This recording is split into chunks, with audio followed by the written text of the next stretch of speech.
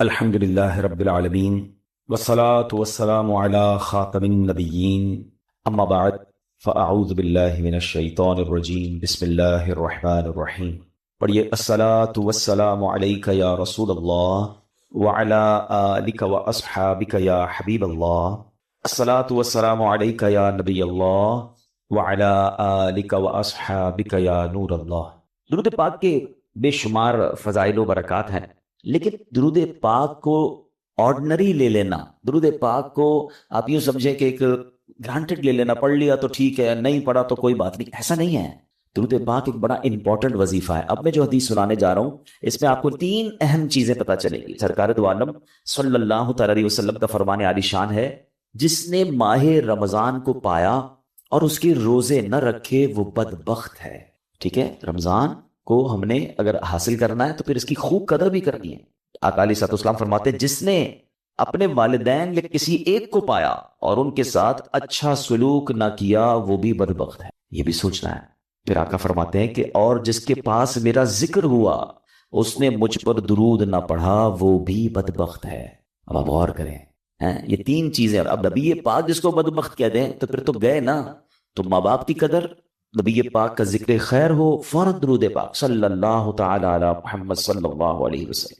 اور پھر فرمایا کہ رمضان کے روزے نہ رکھے وہ بدبخت۔ تو اللہ کرے کہ ہم درود پاک کی قدر سمجھنے والے بن جائیں، محبت کے ساتھ بآواز بلند درود پاک پڑھ لیں۔ صلو علی الحبیب صلی اللہ تعالی علی محمد صلی اللہ علیہ وسلم۔ مرحبا صد مرحبا، پھر آمد رمضان ہے، کھل اٹھے مرجھائے دل، تازہ ہوا ایمان ہے۔ یا خدا ہم آسیوں پر یہ بڑا احسان ہے، زندگی میں پھر عطا ہم کو کیا رمضان ہے۔ ابر رحمت چھا گیا ہے اور سما ہے نور نور، فضل رب سے مغفرت کا ہو گیا سامان ہے۔ ہر گھڑی رحمت بھری ہے، ہر طرف ہیں برکتیں، ماہ رمضان رحمتوں اور برکتوں کی کان ہے۔ یا الہی تو مدینے میں کبھی رمضان دکھا، مدتوں سے دل میں یہ اتار کے ارمان ہے۔ سبحان اللہ۔ اے میرے پیارے اسلامی بھائیو، یہ وہ مہینہ آنے والا ہے جس میں نیکیوں کا اجر بڑھا دیا جاتا ہے، جنت کے دروازے کھول دیے جاتے ہیں۔ ہمارا سب سے بڑا جو دشمن ہے شیطان، ہمیں کون بہکاتا ہے، ہمیں گناہوں کی طرف کون کھینچنے کی کوشش کرتا ہے، وہ شیطان ہے۔ مگر شیطان کو قید کر دیا جاتا ہے، یعنی جس سے مقابلہ ہے نا اس کو تو قید کر دیا، اب ہمیں موقع دیا گیا کہ خوب نیکیاں کر لو۔ اور سبحان اللہ، اللہ قرآن مجید فرقان حمید میں فرماتا ہے شہر رمضان الذی انزل فیہ القرآن۔ یہ مہینہ کون سا ہے؟ کہ رمضان کا مہینہ جس میں قرآن نازل کیا گیا۔ اس آیت کے اس جز سے پتہ چلتا ہے کہ یہ ماہ قرآن ہے، نزول قرآن کا مہینہ۔ ایک اور جگہ قرآن مجید فرقان حمید فرمایا جاتا ہے کہ یا ایھا الذین آمنوا کتب علیکم الصیام کما کتب علی الذین من قبلکم لعلکم تتقون۔ اے ایمان والو، تم پر رمضان کے روزے فرض کیے گئے جیسے کہ پچھلی قوموں پر فرض کیے گئے۔ پچھلی قوموں پر بھی روزے فرض تھے، ان کا الگ الگ دن تھے، الگ الگ انداز تھا، مگر جو وجہ، جو ریزن قرآن نے بیان کیا نا کہ اس لیے فرض کیے گئے لعلکم تتقون، تاکہ تم تقوی اختیار کرو، تاکہ تم پرہیزگاری اختیار کرو۔ تو روزے آ رہے ہیں ہمیں متقی بنانے کے لیے، ہمیں پرہیزگار بنانے کے لیے۔ اب ہم نے دیکھنا ہے کہ ہم نے ان روزوں کو کیسے گزارنا ہے، اس کا استقبال کیسے کرنا ہے، ان روزوں کو جس کو کہتے ہیں اس کا ٹائم کیسے اسپینڈ کرنا ہے۔ بدقسمتی یہ ہے کہ کچھ لوگ روزے رکھ کر بھی گناہ کر رہے ہوتے ہیں، روزے رکھ کر بھی اللہ کی نافرمانی کر رہے ہوتے ہیں۔ ایک بات یاد رکھیے، روایتوں میں آتا ہے کہ جو بندہ بھوکا پیاسا رہے، روزہ رکھے اور پھر بھی گناہ سے باز نہ آئے، تو اللہ کو ایسے بھوکا پیاسا رہنے کی کوئی حاجت نہیں ہے۔ روزہ صرف کھانے پینے سے رکنے کا نام نہیں ہے۔ آنکھیں حرام دیکھ رہی ہیں اور بندہ روزہ رکھا ہوا ہے، کان حرام سن رہے اور بندہ روزہ رکھا ہوا ہے، زبان حرام بول رہی ہے اور ہم روزے سے، یہ کون سا روزہ ہے؟ یقیناً کھانے پینے سے رکنا ہے۔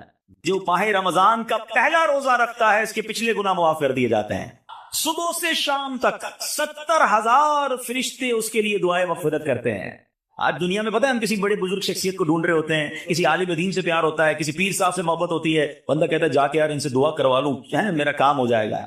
اللہ کے فرشتے، اور وہ بھی کتنے، 70,000 صبح سے شام تک روزہ دار کے لیے دعائیں کر رہے ہیں۔ سبحان اللہ، جس میں نفل کا ثواب فرض کے برابر، فرض کا ثواب 70 گنا بڑھا دیا جائے گا۔ رمضان مبارک کی جب پہلی رات آتی ہے، اللہ پاک اس امت کی طرف نظر رحمت فرماتا ہے، اور جس پر اللہ نظر رحمت فرمائے اسے کبھی عذاب نہ دے گا۔ اس سے پتہ کیا پتہ چل رہا ہے؟ 2-3 باتیں آ گئی ہیں کہ پہلی رات بڑی امپورٹنٹ ہے، پہلی رات آنے والی ہے نا، first night of Ramzan is very important. آپ نے سنا اس رات ہمیں یہ 2 رکعتیں پڑھنی ہیں. پھر فرمایا اس رات اللہ جس پر نظر رحمت فرمائے گا اس پر کبھی عذاب نہیں ہوگا. اور پھر کیا فرمایا کہ پہلی رات آسمانوں کے دروازے کھول دیے جاتے ہیں. سبحان اللہ. تو یہ خاص رات ہے. فرمایا اس مبارک مہینے میں بخشش کے پروانے بانٹے جائیں گے. کون سا وقت بڑا سینسیٹیو ہے؟ اس کے لیے افطار کا وقت ہے نا، یہ بڑا سینسیٹیو ہے، بڑا حساس، بڑا خوبصورت وقت ہے. حدیث پاک میں آتا ہے جس کا مضمون ہے ہر روز افطار کے وقت 10 لاکھ گناہگاروں کی بخشش کی جائے گی. اور اس مبارک مہینے میں جتنے جمعے ہوں گے فرمایا تب تو وارے نیارے ہو جائیں گے. جمعرات کی مغرب سے لے کر غروب آفتاب سے جمعے کے غروب آفتاب تک یہ جو 24 آورز ہیں، یہ جو دن رات ہے، فرمایا ہر گھڑی میں 10 لاکھ گناہگار جہنم سے آزاد کر دیے جاتے ہیں. اور وہ بھی کون سے؟ جن پر جہنم واجب ہو چکی تھی، گناہوں کی وجہ سے جن پر جہنم واجب ہو گئی، وہ گناہگار بخشے جائیں گے. اللہ اکبر. اب سوچو یہ رمضان کیسا مہینہ ہے، اس کی کتنی خوشی ہونی چاہیے، کتنی پریپریشن ہونی چاہیے. افطار کا وقت تو اتنا نازک وقت ہے کہ 10 لاکھ بخشے جا رہے ہیں. ہم افطار میں کس کام میں لگے رہتے ہیں بھائی؟ سموسے آگے کے نہیں آئے، پکوڑے آگے کے نہیں آئے، شربت کہاں ہے، دہی بلے کہاں ہے، فلاں چیز کہاں ہے، گھر میں افراتفری مچی ہوتی ہے.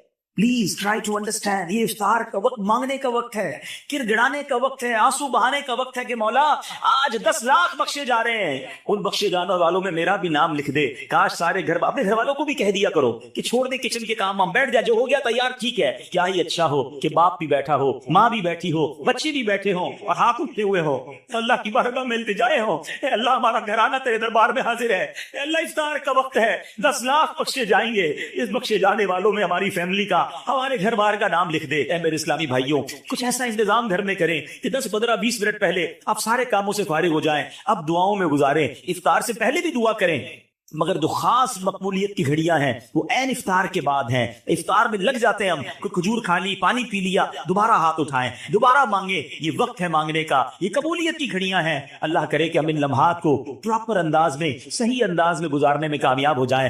پہلی بات تو یہ کہ اس میں جو بندگی ہے نا، جو اللہ سے محبت نظر آتی ہے کہ سامنے پانی موجود ہے، کھانا بھی موجود ہے، مگر میرے رب کا حکم ابھی تک نہیں ہوا، ابھی افطار کا وقت نہیں ہوا.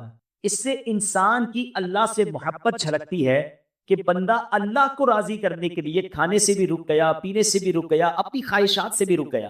اور روزے کے فضائل کتنے، یہ اتنا زبردست نیکی کا کام ہے. یہ پورا جسم سمجھ لیں عبادت کر رہا ہے. آپ کی پوری باڈی جو ہے نا وہ اس وقت عبادت میں مصروف ہے، کیونکہ باڈی کی جو نیڈ پوری ہوتی ہے وہ پانی سے ہوتی ہے، کھانے سے ہوتی ہے، اس سے آپ رکے ہوئے ہیں. تو گویا انسان کا پورا جسم اللہ کی عبادت میں مصروف ہے. بدقسمتی سے کئی لوگ ایسے اب سنتے ہیں کہ روزہ رکھنے میں سستی کرتے ہیں، تو وہ بھی سستی نہ کریں کہ روزے کے بارے میں سنیے کہ کیسے کیسے فضائل احادیث میں آئے. نبی پاک علیہ السلام فرماتے کہ بے شک جنت میں ایک دروازہ ہے جس کو ریان کہا جاتا ہے، اس سے قیامت کے دن صرف روزہ دار داخل ہوں گے اور کوئی داخل نہیں ہوگا. اسپیشل ڈور ہوگا جنت کا. آپ دیکھتے کبھی کبھی ایئرپورٹ پر جاتے ہیں یا کسی جگہ جاتے ہیں، ایک وی آئی پی گیٹ ہوتا ہے اور اس وی آئی پی گیٹ سے لوگ داخل ہوتے ہیں جو وی آئی پیز ہوتے ہیں. تو اے روزہ داروں تمہیں مبارک ہو کہ جنت میں وہ دروازہ ہوگا جس کو باب الریان کہا جاتا ہے، اور اس سے روزہ دار جنت میں داخل ہوں گے. اور قیامت کے دن ایک اناؤنسمنٹ ہوگا، کہا جائے گا روزے دار کہاں ہیں؟ وہ لوگ کھڑے ہوں گے، ان کے علاوہ کوئی اس دروازے سے داخل نہ ہوگا. جب یہ داخل ہو جائیں گے نا تو جنت کا وہ ڈور، وہ دروازہ بند کر دیا جائے. اس دن ان لوگوں کو کتنی افسوس ہوگا، کتنی حسرت ہوگی جو رمضان کے روزے نہیں رکھتے ہوں. بلکہ ہمیں تو یہ چاہیے کہ صرف رمضان کے روزے نہیں، ہم اس کے بعد بھی نفلی روزوں کی بھی کوشش کیا کریں. ہر پیر کو روزہ رکھنا سنت ہے. اچھا ایک اور فائدہ دیکھیں، جو پورا سال کچھ نہ کچھ نفلی روزے رکھتا ہے نا، اس کو رمضان کے روزوں میں اتنی پرابلم نہیں ہوتی، کیونکہ وہ عادی ہوتا ہے. Suddenly all of the sudden پورا سال گزرنے کے بعد وہ اچانک روزے رکھنا شروع کرتے ہیں، ان کو زیادہ بعض اوقات روزہ جو ہے فیل ہوتا ہے. بہرحال نبی پاک علیہ السلام سے ایک اور فرمان سنیں. اے روزہ داروں تمہیں مبارک ہو. میرے آقا فرماتے جس نے رمضان پر روزہ رکھا اور اس کی حدود کو پہچانا اور جس چیز سے بچنا چاہیے اس سے بچا، تو جو کچھ گناہ پہلے کر چکا ہے اس کا کفارہ ہو. یعنی روزہ پچھلے گناہوں کا کفارہ ہے. روزے کی ایک اور شاندار فضیلت، نبی پاک فرماتے جس نے ایک دن کا روزہ رکھا، اللہ عز و جل کی رضا حاصل کرنے کے لیے اللہ عز و جل اسے جہنم سے اتنا دور کر دے گا جتنا ایک کوا جو بچپن سے اڑنا شروع کرے یہاں تک کہ بوڑھا ہو کر مر جائے. اچھا کوے کی عمر بتائی جاتی ہے کہ 500 سال ہوتی ہے. 500 سال تک پرندہ اڑے گا تو کتنا دور ہوگا؟ اللہ ایک روزہ رکھنے والے کو جہنم سے اتنا دور کر دے گا. مبارک ہو ان کو جو پورا مہینہ روزہ رکھتے ہیں اور ماشاءاللہ نفلی روزے بھی رکھتے ہیں. ایک اور خوبصورت بات میرے آقا علیہ الصلوۃ والسلام فرماتے ہیں ہر شے کے لیے زکوٰۃ ہے، اور جسم کی زکوٰۃ روزہ ہے، اور روزہ آدھا صبر ہے۔ اللہ اکبر، یعنی آپ کی باڈی کی زکوٰۃ ادا ہو رہی ہے کہ جب آپ رمضان میں روزے رکھ رہے ہیں۔ ماشاءاللہ، تو ہمیں روزے کی پابندی کرنی چاہیے۔ ایک اور حدیث سن لے، پھر میں انشاءاللہ روزے کے کچھ احکام بیان کرتا ہوں، اور یہ بڑی کمال کی حدیث ہے۔ نبی پاک علیہ الصلوۃ والسلام نے فرمایا کہ قیامت والے دن روزہ داروں کے لیے ایک سونے کا دسترخوان رکھا جائے گا جس سے وہ کھائیں گے، حالانکہ لوگ حساب کتاب کے منتظر ہوں گے۔ اب ذرا سوچئے، آج بھوک لگ رہی ہے، پیاس لگ رہی ہے، کھانے سے رکے ہو نا، اس دن جب لوگوں کو حساب کتاب دینا ہوگا، قیامت کے دن لوگ حساب کتاب دے رہے ہوں گے، مگر جو روزہ دار ہوں گے ان کو قیامت کے دن جنتی دسترخوان لگا کر وہاں کھانا کھلایا جا رہا ہو۔ اس کا مطلب کیا ہوا؟ ادھر بھوکے رہ جاؤ، ادھر نعمتیں ملیں گی۔ اگر ادھر کھانا ہے، ادھر روزہ نہیں رکھنا ہے، تو ادھر کی محرومی ہے۔ اب آپ کی مرضی ہے، چوز کیا کرنا ہے، سلیکٹ کیا کرنا ہے۔ اچھا، روزے کی بہت ساری خوبصورتیوں میں ایک اور بڑی کمال کی خوبصورتی کیا ہے کہ بندے کا جو اللہ پر ایمان ہے نا، اس کا لیول بہت ہائی ہو جاتا ہے۔ آپ ذرا غور کریں، دنیا میں کروڑوں لوگ روزہ رکھ رہے ہیں، ٹھیک ہے، آپ کے ساتھ ایسا ہوا ہوگا، آپ گھر میں اکیلے ہوں گے، پانی سامنے موجود ہے، فریج کے اندر فروٹ بھی کٹا ہوا ہے، کوئی ایک مسلمان ایسا ہے جو اکیلے میں چھپ کر پانی پی لیتا ہو، کوئی ایک فروٹ کھا لیتا ہو؟ کوئی نہیں دیکھ رہا نا، چلو کوئی بات نہیں۔ وجہ واٹ از دا ریزن؟ یہاں تک کر وضو کر رہے ہوتے ہیں، ہم اس وقت بھی احتیاط کر رہے ہوتے ہیں کہ کھلی زور سے نہ ہو جائے، کہیں حلق کے نیچے پانی نہ چلا جائے۔ ناک پہ پانی چڑھاتے وقت بھی احتیاط کرتے ہیں کہ ناک کی ہڈی سے اوپر چلا گیا تو روزہ ٹوٹ جائے گا۔ یہ کیوں؟ حالانکہ وضو خانے پہ کسی کو بھی نہیں پتا چلے گا، میں ایک دو چلو پانی پی لوں، لیکن ہم سب کا خیال کیا ہے؟ اللہ دیکھ رہا۔ یہی ہے نا دل میں کہ کوئی نہیں دیکھ رہا مگر رب دیکھ رہا ہے۔ اب ذرا غور کرو میرے پیارے اسلامی بھائیوں، رمضان ساری دنیا کے مسلمانوں کا لیول آف ایمان ادھر لے جاتا ہے کہ تم اکیلے میں کھانا نہیں کھا رہے کیونکہ اللہ دیکھ رہا ہے۔ تو اب سوال یہ ہے کہ جب اللہ رمضان میں دیکھ رہا ہے تو کیا رمضان کے بعد نہیں دیکھ رہا؟ حلال کھانے سے رک گئے کیونکہ افطار کا وقت نہیں ہوا، مگر بندہ پھر حرام دیکھنے سے کیوں نہیں رکتا کہ اللہ دیکھ رہا ہے؟ اکیلے میں گناہ کرتے وقت یہ خیال کیوں نہیں آتا کہ رب دیکھ رہا؟ ایکچولی رمضان ہماری پوری پریکٹس کروا رہا کہ دیکھو، جب پورے رمضان تم یہ خیال دل پہ بٹھائے رکھتے ہو کہ اکیلے میں کھانا نہیں ہے، پینا نہیں ہے، رب دیکھ رہا ہے، تو پھر رمضان میں بھی اور رمضان کے بعد بھی حرام کماتے وقت بھی سوچو نا اللہ دیکھ رہا ہے، حرام بولتے وقت بھی سوچو اللہ دیکھ رہا ہے، حرام سنتے وقت بھی سوچو اللہ دیکھ رہا ہے۔ تو انشاءاللہ اگر یہ پریکٹس بن گئی کہ اللہ دیکھ رہا ہے تو پھر گناہ کرنے کی عادت چھوٹ سکتی ہے۔ اللہ مجھے بھی اور آپ کو بھی یہ خیال ایسا عطا کر دے کہ جب بھی برائی کی طرف جانے کو جی چاہے، دل سے صدا آئے کہ اللہ دیکھ رہا ہے۔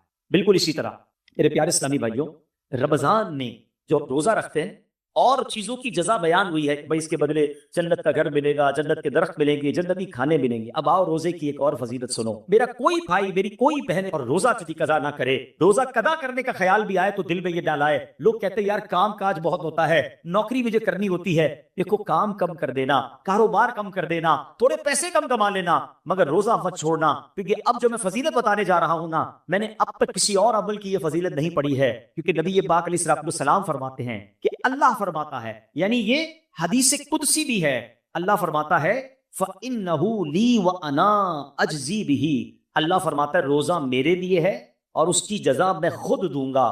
باقی چیزوں کی جزا رب فرشتوں کے ذریعے عطا فرماتا ہے، مگر روزہ دار کے لیے رب نے فرمایا اس کی جزا میں خود عطا فرماؤں گا۔ بلکہ علماء اس کو ایک اور انداز سے بھی پڑھتے ہیں، انا اجزا بھی، اس کے معنی یہ ہو گئے کہ روزہ میرے لیے ہے اور اس کی جزا میں خود ہوں، یعنی رب فرما رہا میں اس کا ہو جاتا ہوں۔ تو اے روزہ دارو، جس کا رب ہو جائے تو اس کے کام کیوں نہ بن جائیں، اس کی مشکلیں آسان کیوں نہ ہو جائیں۔ اور ایک اور بھی شریعت کی لاجک بتا دیتا ہوں، بہت سارے کاموں میں نوجوان کہتے ہیں کہ جناب ادھر جو ہے بہت دل چاہتا ہے کہ بڑے بڑے میرے گھر ہوں، بڑی بڑی گاڑیاں ہوں، چاہے اس کے لیے حرام کمانا پڑے۔ دیکھو، حرام کما کر اچھے گھروں کے لیے پیسے حرام مت کمانا، ادھر چھوٹے گھر میں صبر کر لو، اللہ نے تمہارے لیے جنتی گھر تیار کر رکھے ہیں۔ کچھ لوگ ادھر شراب پیتے ہیں، اللہ کو ناراض کرتے ہیں، دیکھو ادھر شراب نہ پینا، صبر کر لو، اللہ نے جنتیوں کے لیے جنتی شراب تیار کر رکھی ہے۔ مردوں کو زیور پہننے سے منع کیا کہ دیکھو یہاں زیور مت پہننا، سونا چاندی مرد کو پہننا الاؤ نہیں ہے، مگر جنت میں مردوں کو سونے کے زیورات عطا کیے جائیں گے. ادھر حرام عورتوں کی طرف, ناجائز عورتوں کے پاس جانا جو حرام ہے ان کے قریب مت جانا. جی تو چاہتا ہے, شیطان تو بلاتا ہے, مگر حرام کاری سے بچاؤ. اللہ نے جنت میں جنتیوں کے لیے حوریں تیار کر رکھی ہیں. اگر آپ اس لاجک سے دیکھیں نا, جس چیز سے شریعت نے ہمیں یہاں روکا ہے, جس کا دل بھی چاہتا ہے, شریعت نے یہاں سمجھا دیا کچھ سال رک جاؤ, جنت نہ ختم ہونے والی ہے. اللہ نے آلٹرنیٹ شاندار وہاں تیار کر رکھا ہے. یہاں بڑے گھر دیکھ کر اپنے گھر پہ مایوس نہ ہو جاؤ, صبر کی زندگی گزارو. اللہ نے بڑے بڑے محل جنتیوں کے لیے تیار کیے ہیں. تمہارے پاس اگر یہاں گاڑی نہیں ہے, مایوس نہ ہونا, حرام کی طرف مت جانا. جنتیوں کے لیے اللہ نے جنتی سواریاں تیار کی ہیں. یہاں اگر مہنگے اور اچھے کھانے نہیں کھا سکتے, پیسے تھوڑے ہیں, حرام کی طرف مت جانا, صبر کر لینا. اللہ نے جنتیوں کے لیے جنتی دسترخوان لگائے ہوئے ہیں, جنتی مشروب موجود ہیں. ارے انسان جو تمنا کرے گا اللہ اس قسم کا کھانا اس کے سامنے عطا فرما دے گا. تو تم کو نعمتیں موجود ہیں, تو کچھ صبر کے ساتھ, کچھ قناعت کے ساتھ, اللہ کی رضا کے ساتھ اور حلال روزی کے ساتھ زندگی گزارنے, انشاءاللہ دنیا بھی بہتر ہوگی اور آخرت بھی بہتر ہو جائے گی. اب میں چاہوں گا کہ بیان میں کچھ روزے کے اہم مسائل بھی ہم سن لیں. بعض اوقات کچھ روزہ داروں کو کنفیوژن ہوتی ہے. سب سے پہلے تو یہ سمجھ لیں کہ افطار اور سحری کا ٹائم جو بھی آخری ٹائم ہے, جو کراچی میں ہے یا باہر مجھے سن رہے ہیں, ہمیشہ یاد رکھے اذان کا انتظار نہیں کرنا. اذان نماز کے لیے ہوتی ہے, سحری بند کرنے کے لیے نہیں ہوتی. ٹھیک ہے نا, ہو سکتا ہے مؤذن صاحب 5 منٹ لیٹ ہو جائیں, کبھی ان کی جناب اچھا کچھ لوگ چاہتے ہیں اذان ہوگی تو روزہ بند کریں گے, اور اگر آپ کے علاقے میں لائٹ ہی چلی گئی اور مائک ہی بند ہو گیا مسجد کا, پھر کیا کریں گے؟ روزہ بند نہیں کریں گے. تو اذان جو ہے وہ روزہ بند کرنے کے لیے, افطار کے لیے نہیں ہوتی, وہ نماز کے لیے ہوتی ہے. روزے کا تعلق ٹائمنگ سے ہے. وقت سحر یعنی فجر کا وقت شروع ہوا, جیسے ہی شروع ہوا اب آپ کھا پی نہیں سکتے. 1 سیکنڈ بھی آپ نے زیادہ کھا لیا تو اب پورا دن آپ بے شک بھوکے رہیں, روزہ نہیں ہوگا, آپ کا روزہ شروع ہی نہیں ہوا. تو بیسٹ طریقہ کیا ہے, اپنی گھڑی کا ٹائم سیٹ رکھیں. اب تو موبائل فون آ گئے ہیں, جو انٹرنیٹ والے موبائل ہوتے ہیں اس میں بھی موبائل ٹائم بڑا پرفیکٹ پتہ چل رہا ہوتا ہے.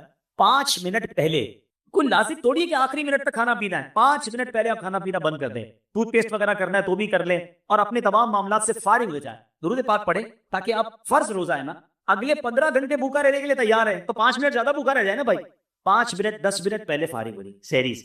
بالکل اسی طرح افطار میں بھی آپ نے کرنا یہ ہے کہ افطار میں آپ نے گھڑی دیکھ کر افطار کرنا ہے, ٹائم دیکھ کر افطار کر رہا ہے. 1-8 منٹ اوپر ہو جائے خیر ہے, پہلے افطار نہ ہو جائے. بعض اوقات ہوتا ہے لوگوں کی گھڑی ٹائم پہ نہیں ہوتی, 5 منٹ پہلے افطار کر لیتے ہیں. آپ کو پتا ہونا چاہیے کہ ٹائم ہوا کہ نہیں. اور بالکل اسی طرح اذان مغرب کی نماز کے لیے ہوتی ہے, افطار کے لیے نہیں ہوتی. اس میں بعض اوقات 2 گڑبڑ ہو جاتی ہیں.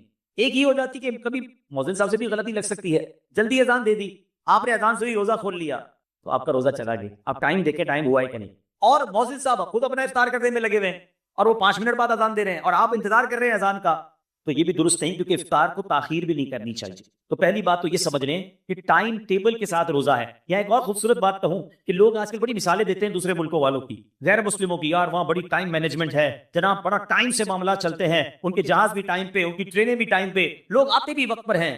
مجھے بتاؤ پوری دنیا میں ایک مذہب بتا دو کہ جو اتنا ٹائم مینجمنٹ کا درس دیتا ہو. ارے ہماری تو ساری عبادتیں ٹائم کے ساتھ ہیں. وقت سے 1 منٹ پہلے آپ کو سحری بند کرنی ہے تو روزہ ہوگا, وقت گزرنے کے بعد 1 منٹ اوپر چلا گیا روزہ ہی شروع نہیں ہوگا. افطار گھڑی کے مطابق کرنا ہے. بالکل ساری دنیا کے مسلمان ٹائم پہ افطار کرتے ہیں. ہماری ساری اذانیں, مسجد کا ٹائم ٹیبل دیکھیں, آپ کی ٹرین لیٹ ہو سکتی ہے, جہاز لیٹ ہو سکتا ہے. ہم نے دیکھا سردی ہو, گرمی ہو, بارش ہو, آندھی ہو, طوفان ہو, دنیا بھر کی مسجدوں میں وقت پہ اذان ہوتی ہے, وقت میں جماعت ہوتی ہے. لاکھوں مسجدوں میں کیسی شاندار ٹائم مینجمنٹ ہے. اسلام کی کتنی عبادتیں ٹائم کے ساتھ ہیں. ارے جناب ہم حج پہ جائیں تو کب عرفات میں رہنا ہے, کب عرفات سے نکلنا ہے, کب پہلے نہیں نکلنا ہے, کب مزدلفہ پہنچنا ہے, کب مینا پہنچنا ہے, کون سے دن طواف زیارت کے ہیں. Each and every thing going with time. اسلام جتنا ٹائم مینجمنٹ سکھاتا ہے نا, اتنا دنیا کا کوئی مذہب نہیں سکھاتا. ہاں یہ ضرور کہہ سکتے ہیں کہ ٹائم مینجمنٹ اسلام میں ضرور ہے, مسلمان اس سے سیکھتے نہیں ہیں. تو ہمیں دوسروں کی مثالیں دینے کی کیا ضرورت ہے, ہمارا دین ہمیں شاندار ٹائم مینجمنٹ سکھاتا ہے. اچھا انجیکشن, روزے میں اگر کسی کو خون دینا ہے, جب آپ خون دیں گے تو آپ کا وضو ٹوٹے گا, لیکن اگر آپ انجیکشن لگواتے ہیں اس سے روزہ نہیں ٹوٹے گا. ٹھیک ہے, کان میں اگر کوئی ڈراپ ڈالتا ہے, اگر اس کا کان کا پردہ پھٹا ہوا نہیں ہے تو بھی اس سے روزہ نہیں ٹوٹے گا. ہاں آنکھ میں اگر کوئی ڈراپ ڈالتا ہے تو اس سے علماء فرماتے ہیں روزہ ٹوٹ جائے گا. تو ہمیں روزے کے بارے میں کی معلومات بھی ہونی چاہیے. بعض اوقات لوگ جو ہے احتیاط نہیں کرتے اور وہ احتیاط نہ کرنے کی وجہ سے ان کا روزہ ٹوٹ جاتا ہے. جب یہ فرض ہے تو اس کے احکام سیکھنا بھی ضروری ہے, اس کی احتیاطیں سیکھنا بھی ضروری ہے. تو بہرحال میرے پیارے اسلامی بھائیوں, افطار کے وقت ایک اور کام کرنے والا ہے جو نارملی ہمارے یہاں نہیں ہوتا, کیونکہ روزانہ افطار کے وقت 10 لاکھ گناہگار جہنم سے آزاد کیے جاتے. روزانہ یہ اتنا مبارک مہینہ ہے, اس کے روزانہ افطار کے وقت 10 لاکھ گناہگار آزاد جہنم سے کیے جاتے ہیں. اور جب جمعرات کی رات آتی ہے اور جمعے کا دن آتا ہے تو فرمایا ہر لمحے 10 لاکھ گناہگار جہنم سے آزاد کیے. اب آپ سوچیں کہ افطار کے وقت ہماری کیا کیفیت ہونی چاہیے. ہمارے گھروں میں تو ایک ہنگامہ مچا ہوتا ہے, شربت کدھر ہے, تو پکوڑے کدھر ہے, تو فلاں چیز نہیں آئی. ان آئٹموں کے چکر میں پڑنے کی بجائے افطار کے وقت کاش ہاتھ اچھے ہوں, آنسو بہ رہے ہوں اور یہ التجائیں ہوں کہ مولا آج بھی 10 لاکھ بخشے جائیں گے, آج بخشے جانے والوں میں ہمارا نام لکھ دے. تو جب اس کیفیت کے ساتھ آپ افطار کیا کریں گے تو انشاءاللہ کبھی نہ کبھی تو ہمارا بھی نمبر آ جائے گا. آج بھی مدنی چینل پر آپ دیکھیں کہ افطار کے وقت کیا منظر ہوتا ہے, آنسو ہوتے ہیں, دعائیں ہوتی ہیں, التجائیں ہوتی ہیں. میں تو دنیا بھر کے ویورز سے کہوں گا کہ جب بھی افطار کا وقت آئے آپ مدنی چینل کے ساتھ اپنے گھر والوں کے ساتھ امیر اہل سنت کی ان عظیم دعاؤں میں شامل ہو جائیں. نہ جانے کس کی آمین کے صدقے ہمارا بھی بیڑا پار ہو جائے. تو ہمیں افطار کا وقت جو ہے یہ بڑا مبارک وقت ہے, یہ دعاؤں کی قبولیت کا وقت ہے. پھر رمضان کی راتیں, رمضان کی راتیں کتنی مبارک ہیں آپ کو پتہ. سارا سال میں اور آپ اللہ سے دعا کرتے ہیں نا, یا اللہ میری پکار سن لے, میری توبہ قبول کر لے, میری مغفرت فرما دے, میرا فلاں کام فرما دے. ہم اللہ سے دعا کر رہے ہیں. آپ کو پتہ ہے رمضان کی راتوں میں کیا ہوتا ہے, رحمت کے فرشتے یہ آواز لگاتے ہیں, ہے کوئی مانگنے والا کہ اس کی توبہ قبول کی جائے, ہے کوئی توبہ کرنے والا کہ اس کی توبہ قبول کی جائے, ہے کوئی سوالی کہ اس کا سوال پورا کیا جائے. یعنی رمضان میں ادھر سے آفر ہے کہ مانگ لو میں دے رہا ہوں, مغفرت چاہیے تو میں مغفرت دے رہا ہوں, توبہ کرنی ہے تو میں توبہ قبول کر رہا ہوں. مگر آپ دیکھیں کہ آج ہماری راتیں کہاں خرچ ہو رہی. بہت بڑی تعداد میں لوگ کھانے پینے, گھومنے پھرنے, کرکٹ میچز, پتہ نہیں کیا کیا کر رہے ہیں رمضان. ارے اللہ کے بندو, یہ راتیں عبادت کی ہیں, یہ راتیں دعائیں کی ہیں, یہ مانگنے کی ساری زندگی پڑی ہے کھانے پینے کی. تو خدا را رمضان کی راتوں کو ضائع نہ ہے. اور اب میں آخری بات اپنے بیان کی کر لوں جو میں سمجھتا ہوں میرے بیان کی سب سے اہم بات, وہ کیا ہے. یہ اب تک تو میں نے رمضان میں عبادت نیکیاں کرنے کے بارے میں بات کی نا, یہ تو چلے تھوڑی بہت لوگ کر ہی رہے ہیں یا کرتے ہیں, مگر رمضان میں گناہ نہیں کرنا ہے, اس کی طرف توجہ کم لوگوں کی ہے. کیوں؟ دیکھیے رمضان میں گناہ کی پکڑ بھی زیادہ, رمضان میں گناہ کا عذاب بھی زیادہ ہے, مار بھی زیادہ پڑے گی. کیوں بھائی, مسجد کے باہر کوئی گناہ کرے گناہ ہے, لیکن کوئی مسجد کے اندر آ کر گناہ کرے تو بڑا شدید گناہ ہے. کوئی اللہ کا گھر میں جا کر گناہ کرے گا تو اللہ کی غضب کو دعوت دے گا. مکہ شریف میں جا کر کوئی ایک نیکی کرے, حدود حرم میں تو ایک نیکی 1 لاکھ نیکی کے برابر, مگر وہاں کوئی گناہ کرے 1 لاکھ گناہ کے برابر. اس کی وجہ کیا ہے؟ اتنے مقدس جگہ پر آئے ہو جہاں ساری دنیا عبادت کر رہے تم ادھر بھی گناہ کر رہے. بالکل اسی طرح رمضان بڑا مقدس مہینہ ہے, جو رمضان میں گناہ کرے گا, حدیث میں یہ مضمون ملتا ہے کہ جو ایک گناہ رمضان میں کرے اس کے 1 سال کے اعمال برباد کر دیے جائیں گے. ہمارے ہاتھ میں موبائل ہوتا ہے, موبائل کھولا پتہ نہیں کیا دیکھ رہے ہیں, کیا سن رہے ہیں. خدا را اپنی زبان پر, اپنی آنکھوں پر, اپنے کانوں پر ہمیں قابو رکھنا ہے. یہ صرف کھانے پینے سے رکنے کا نام روزہ نہیں ہے. آنکھوں کا روزہ یہ بندہ حرام نہ دیکھے, زبان کا روزہ یہ بندہ حرام نہ بولے, پیٹ کا روزہ یہ بندہ حرام نہ کھائے. ادھر جناب بھوکے پیاسے کو ہیں, باقی سارے گناہ ہو رہے.